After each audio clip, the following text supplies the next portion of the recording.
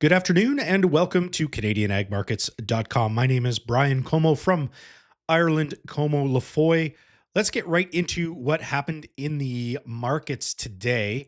We had a good day for canola today. We'll talk about both the front and the new crop month in this video today.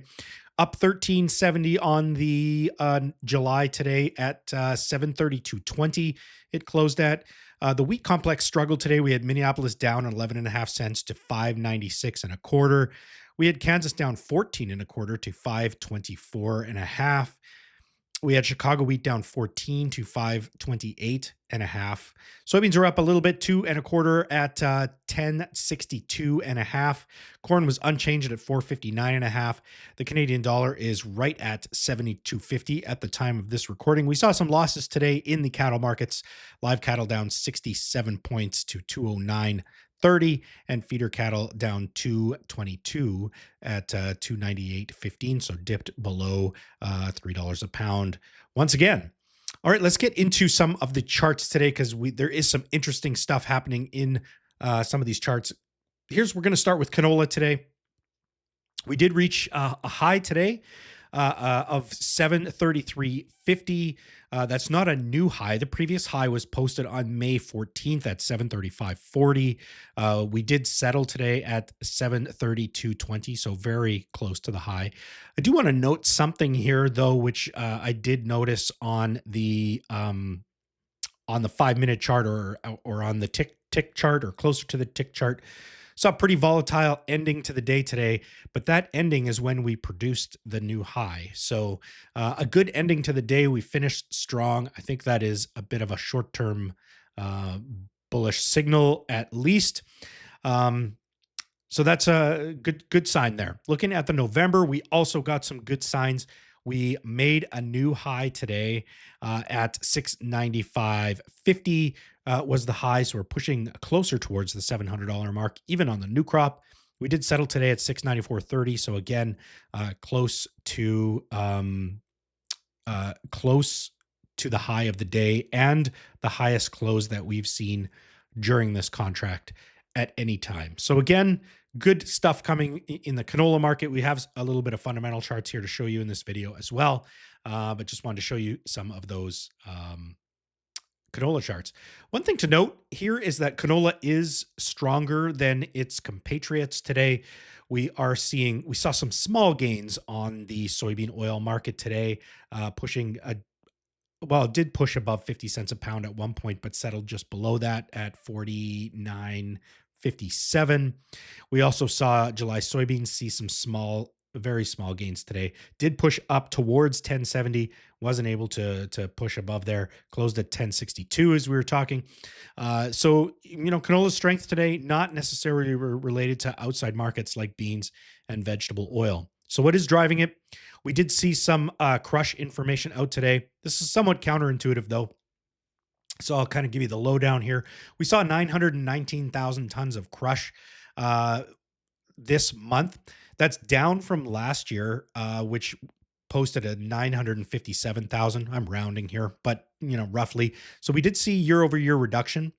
We did know that there was some unscheduled maintenance happening at some crush plants, and there was a slower delivery leading into this period. We'll get into that in a second as well.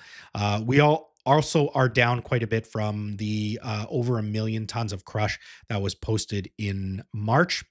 However, we're still on a very healthy path to create a new record amount of crush for canola this crop year so far. Still well ahead of averages, still ahead of last year, likely still to finish off in a better than last year position at this point. That is unless there is literally no supply left or very little supply left. Let's kind of look forward here. We do have, I'll just bring out my trusty laser pointer. As you can see here, March producer delivery showed a significant decline. So that was leading into this April crush period. So it makes sense that the crush this period was lower, deliveries were lower. But look what happens in April. We rebound quite a bit, maybe not to the same as the January level, but still very strong deliveries here for April prior to seeding. And so that means, we could see crush rebound in May and get back, maybe towards that million, maybe above that million tons again as we move into May. Of course, May is always a low month for producer deliveries, as that's when everybody's in the field and getting busy and things like that. So, it still will ebb and flow, but the producer deliveries report that was issued just yesterday as well shows that we're setting up for a pretty strong May of crush. Um, Here is the same chart I just showed you. So I'm going to keep moving on here. Weekly canola cumulative exports. The CGC shows that there's over 8 million tons exported into week 41. That is, we had a very strong start to the year. Let me show you here what this looks like from a weekly standpoint. Here's where we front loaded a lot of the exports and continue to overperform exports right up into the end of the calendar year.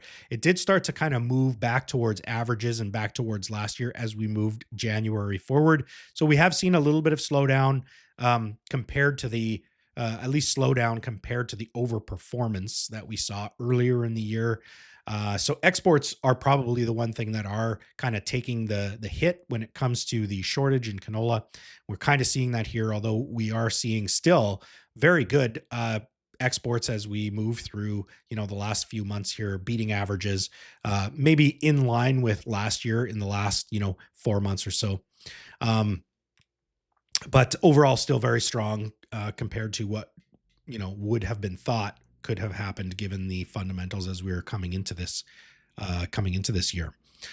All right, just a bit of self promotion here. I'm going to be talking to Sean Haney from RealAg Radio tomorrow morning. I'm not confident that will air tomorrow on RealAg Radio. I think it's probably going to air the next day, so on Thursday.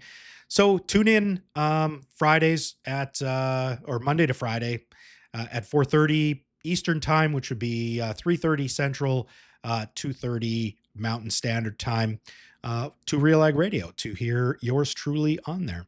Of course, we are looking at our insights. We have produced this week already a hot take based on some European information that we saw earlier this week. We're going to be producing another weekly report for Thursday that we're going to release this week, Thursday.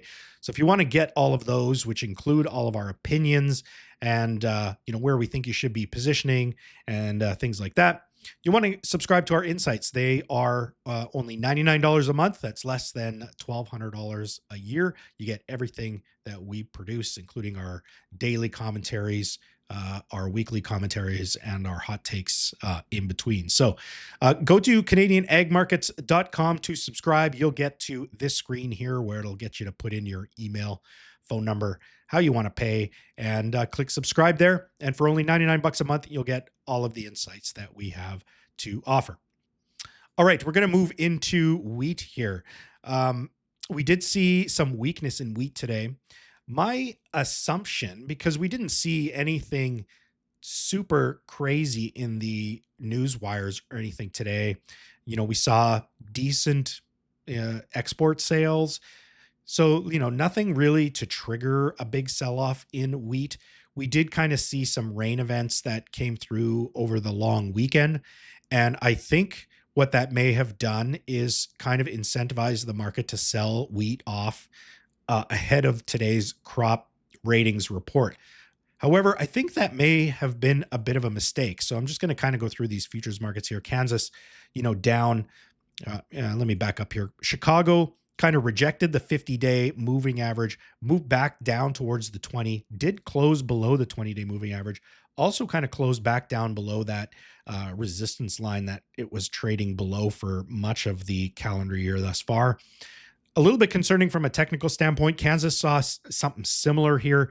It kind of rejected, kind of tried to make a breakout of this trend line over the last couple of days. Looks like it's rejected that now, came back down below that trend line and back down below the 20-day moving average.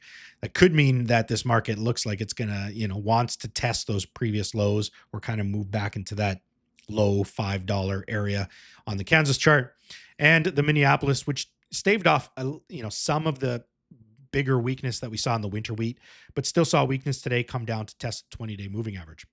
So what's happening? What happened in crop condition ratings? I think the market was looking for, good crop condition ratings. I know the average trade guest was looking for a stay in crop conditions, but and this was released after the close, so this wouldn't be factored into the markets yet. We saw actually a 2-point reduction in crop ratings from 50 to 48. So we could see a bit of a rally in the overnight markets if that's the case. If I'm right about that, we saw a single point reduction in the Kansas wheat crop as well. And I'm not sure 100% if this is right, but there were some that were calling for 70% good to excellent in the U.S. spring wheat crop condition ratings. This week was the first spring wheat crop condition ratings that was released, and it actually got released at 48% good to excellent. So those who are looking for 70%, which is above average, but kind of in line with last year, were very disappointed today. And I think that could bode well as we move into the session tonight in the overnights. 45% is what this crop condition rating was today. So I would say, this was a large underreporting of what was expected if the number that I was reading was right.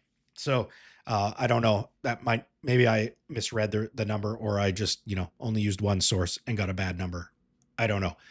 If it is grossly below what the analysts were expecting, I think we'll see a pop in the markets as we move into the session tomorrow. Same with corn. We start off with corn here at about 60. I think that's 68% good to excellent. Again, we kind of have a very narrow range at the start of the year as far as crop condition ratings go, from min-max over the last 5 years. But this is closer to the downside or the low side of that, and below average. So although we have 90+% of it planted, or actually we thought we would have 90+% of it planted, it's 87, I think, is what it came out at today.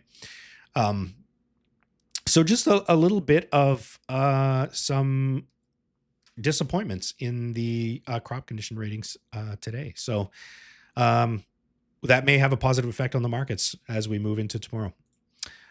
All right. We did see an Alberta crop progress report on Friday. So it has been a hot minute since we made it. We took a couple of days off of making videos. Yesterday, of course, was the U.S. Memorial Day holiday.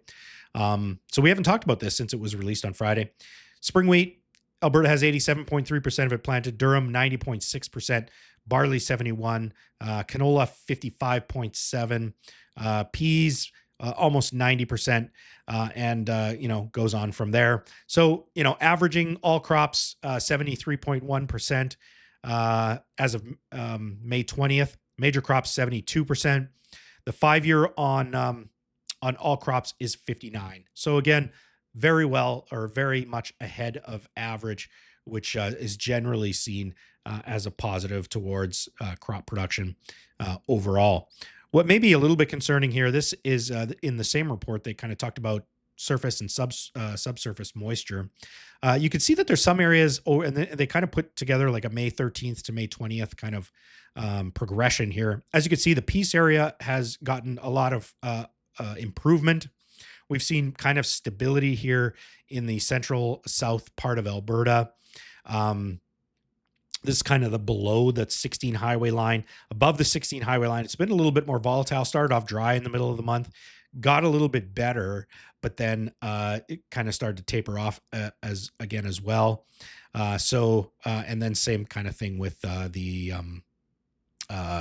south, where started off dry, got drier, or got a little bit better, and then has been getting drier again in the last couple of weeks. So there are some concern areas in Alberta. And then when we look at the rest of Canada, we start to see that there's a big dry pocket up in the northern part of the prairies, particularly in Saskatchewan. It's abated a little bit in this part of Alberta, but we are still seeing a lot of dryness in this swath, call it the Yellowhead Highway North kind of thing. This is data from Agriculture and Agri-Food Canada, which says it's accurate to May 26th.